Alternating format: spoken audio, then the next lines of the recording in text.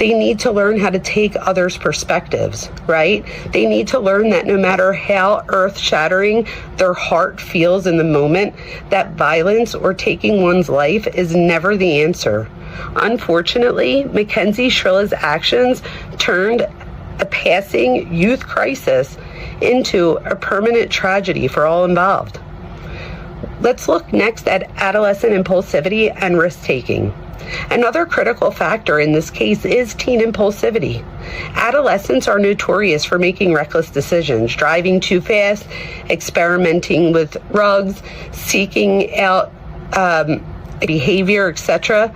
This isn't simply due to a bad attitude. It's rooted in biology and development.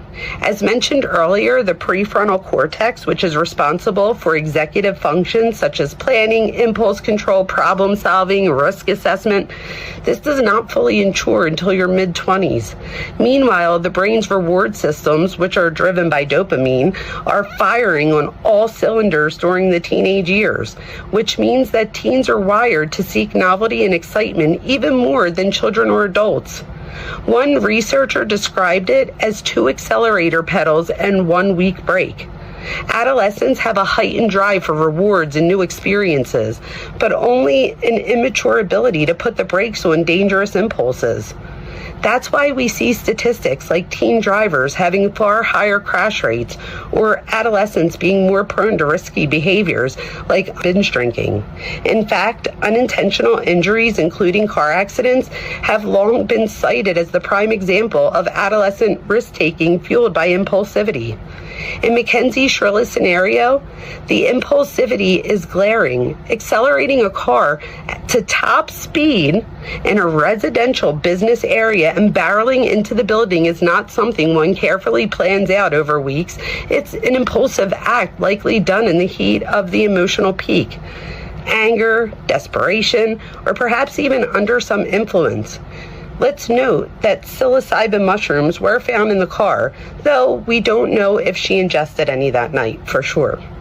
The split-second decision to floor it illustrates that classic teen impulsivity, acting on emotion without regard for consequences. She was 17 at the time, right in the middle of a neurologically vulnerable period. And indeed, the event data recorder showed no evidence of braking. Once she made the decision, there was no second guessing or an attempt to stop. It's important to highlight that impulsivity doesn't mean a teen isn't aware of risky behavior or wrongdoing.